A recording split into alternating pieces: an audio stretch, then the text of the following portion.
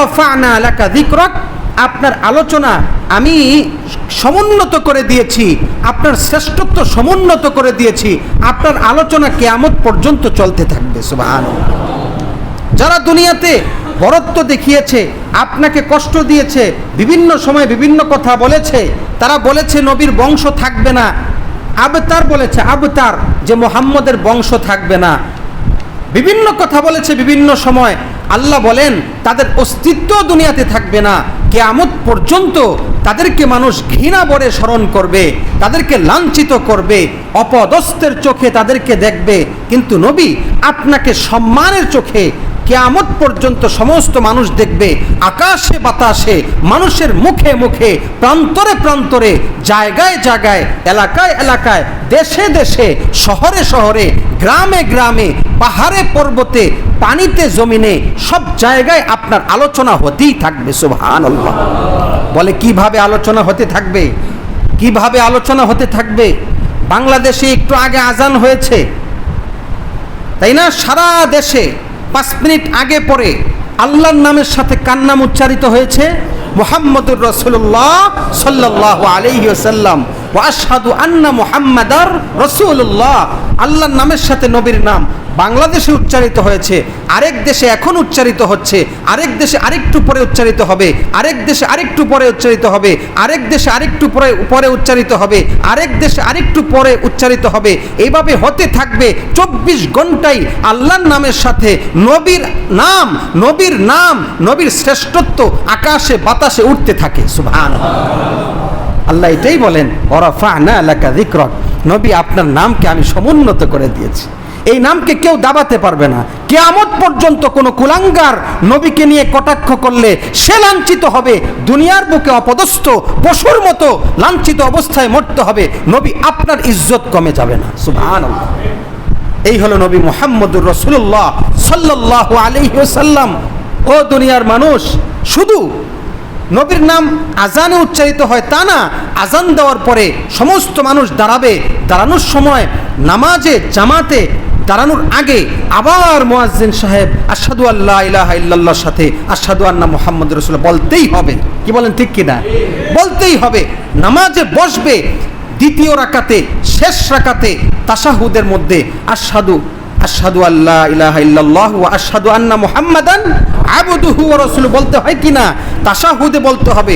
বলার পরে আবার নবীর উপর দোয়া করতে হবে, আল্লাহুম্মা সাল্লি আলা মুহাম্মাদিন ওয়া আলা আলি মুহাম্মদ, আল্লাহুম্মা বারিক আলা মুহাম্মাদিন ওয়া আলা আলি মুহাম্মদ। মুয়াজ্জিন দাঁড়িয়ে ঘোষণা করবে, সমস্ত মুমিন বসে বসে ঘোষণা করবে, ঘোষণা চলতেই থাকবে।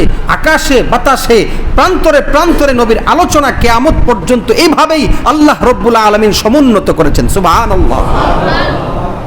তিনি হলেন নবী মুহাম্মদুর রাসূলুল্লাহ। আমার ভাইয়েরা, সেই নবীর আদর্শ ভালো লাগে না, লেনিন আর কার্ল মার্কসের আদর্শ ভালো লাগে, সেদিকে পরে যাচ্ছি। আমার আল্লাহ তাআলা নবী মুহাম্মদুর রাসূলুল্লাহ সাল্লাল্লাহু আলাইহি সাল্লামকে এত সুন্দর একজন মানুষ, এত সুন্দর আদর্শের অধিকারী বানিয়ে পাঠিয়েছেন আল্লাহ রাব্বুল আলামিন। আগের থেকেই তার সিদ্ধান্ত কিরকম দেখেন।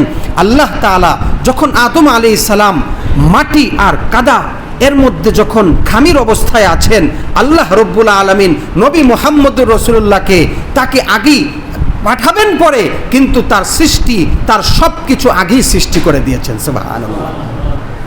নবী মুহাম্মদুর রাসূলুল্লাহ সাল্লাল্লাহু আলাইহি সাল্লাম সবার শেষে আসবে, কিন্তু আসার আগে ইব্রাহিম আলাইহিস সালামকে দিয়ে দোয়া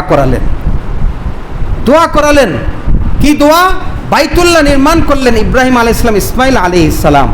দুইজন বাইতুল্লাহ নির্মাণের পরে আল্লাহর কাছে দোয়া করতেছেন, আল্লাহ এই ঘর তো আমরা নির্মাণ করলাম, কিন্তু এই ঘরের একজন শিক্ষক, এই ঘরের একজন ধারক আপনি পাঠান। তিনি কে? মুহাম্মদুর রাসূলুল্লাহ সাল্লাল্লাহু আলাইহি সাল্লাম। দুই নবীর দোয়া আল্লাহ তাআলা কবুল করলেন। সেই দোয়ার ফসল হলো মুহাম্মদুর রাসূলুল্লাহ সাল্লাল্লাহু আলাইহি সাল্লাম। আল্লাহ তাআলা সূরা সফের মধ্যে বলেছেন, এই দুইজন নবীর দোয়ার ফসল নবী মুহাম্মদুর রাসূলুল্লাহ আর হযরত ঈসা আলাইহিস সালামকে দিয়ে ঘোষণা করালেন যে মুসাদ্দিকাম বিরাসূলি ইয়াতি মিন বা'দি ইসমুহু আহমদ, যে আমি তোমাদেরকে সুসংবাদ দিচ্ছি, অমুবাশশিরাম বিরাসূলিন ইয়াতি, যে আমি একজন নবীর সুসংবাদ দিচ্ছি যিনি আমার পরে আসবে, যার নাম হবে আহমদ। সুবহানাল্লাহ। আমাদের রাসূলুল্লাহ সাল্লাল্লাহু আলাইহি সাল্লামের নাম মুহাম্মদের পাশাপাশিও আহমদ আছে না? মুহাম্মদ মানে প্রশংসিত, আহমদ শব্দের অর্থ অধিক প্রশংসার অধিকারী। সুবহানাল্লাহ। বা অধিক প্রশংসাকারী, প্রশংসার প্রশংসা, প্রশংসার প্রশংসা।